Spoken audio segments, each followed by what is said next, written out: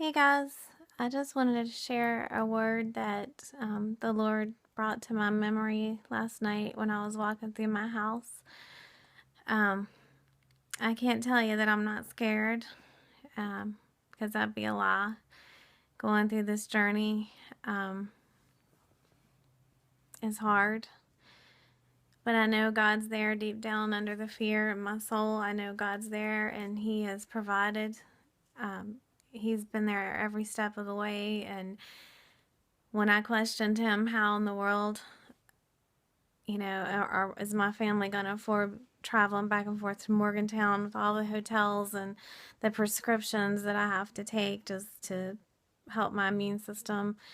How in the world and why and how? And he said to me, and I heard him, he said, I made provision and it came in, I'm not lying, from the north, east, south, and the west, and from people I would have never dreamed.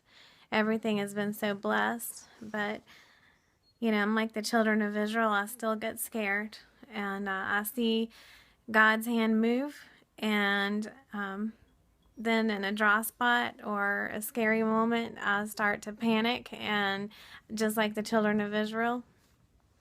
And last night, when I was walking through my kitchen, God said, "Do you remember the story about Elijah when he was trying to prove God over Baal, which was another god?" And he had all the people of Israel to come to Mount Carmel to watch this. And he said, if God is God, then serve him. But if Baal's God, then serve Baal. And there was only one prophet of God, and that was Elijah. But Baal had 450 prophets.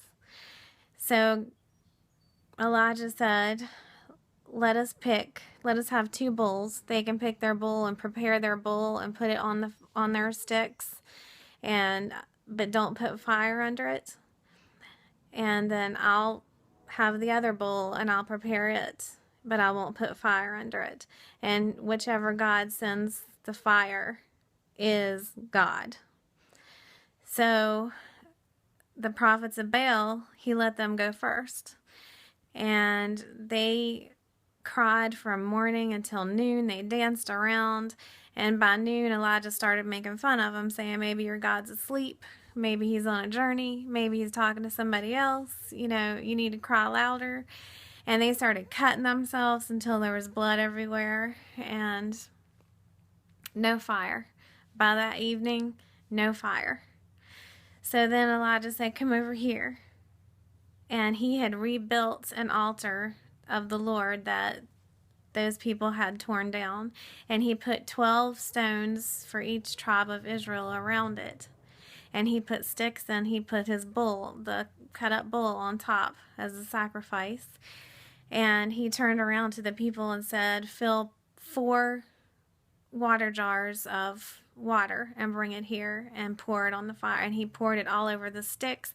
It ran all over the bull, all over the sticks, all over the stones. And he said, do it again. So that makes 8. And then he said, do it again. And that makes 12. So there was 12 buckets of water poured all over this wood. And he had also made a trench around it, and it filled up the trench too. So it's like putting your campfire in a baby pool and pouring water all over it and expecting to catch it on fire. It's impossible.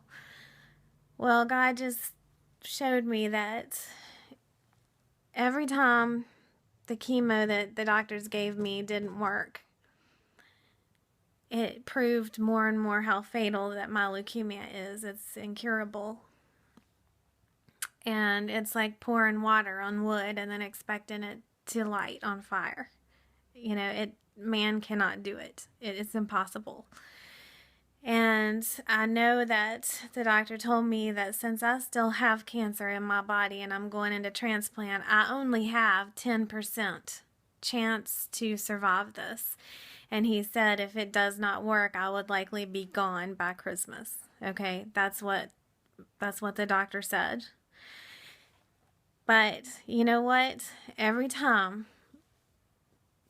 they poured water on that wood soaked it in, and it made it even more impossible, even more impossible. And every time that chemo did not work, and it only took it down a little more and a little more, even though it took it down, it still showed the doctors that this is incurable. Your chromosomes are messed up. Everything is working against me. My wood is soaking wet. But, God sent a fire down anyway when Elijah cried out and said, "Show these people that you're God." The fire came down and consumed the bull, the wood, the stones, the fire, and the dust, and it was gone. And he reminded me of that, and in my mind, I thought all night about it, and I just felt like sharing it with you. It's too much to type. But it's in 1 Kings chapter 18, and I really recommend you read it. It's awesome. And I think about my cancer every time that the chemo didn't work. It just made it worse, more bad news, because they gave me the big guns. It was supposed to knock it out. I have the worst kind of chemo, or I have the worst kind of leukemia. I have the worst type of AML there is, and I have chromosomes that fight the chemo. It makes it worse. So my chances have gone down to 10%. But that's, to me, that 10%, it's that the other 90% is water on the wood. But I believe God's going to send the fire. And I just wanted to share that with you. And I hope God blesses you. And thank you all for your support and your love and your cards and donations and all your hard work. And I love each and every one of you. And you've all been the hands and feet of God to bless me. And I pray that God just sends it back on you and your families and your businesses. Just bless you running over, that you can't even contain it. And I love you all. Bye.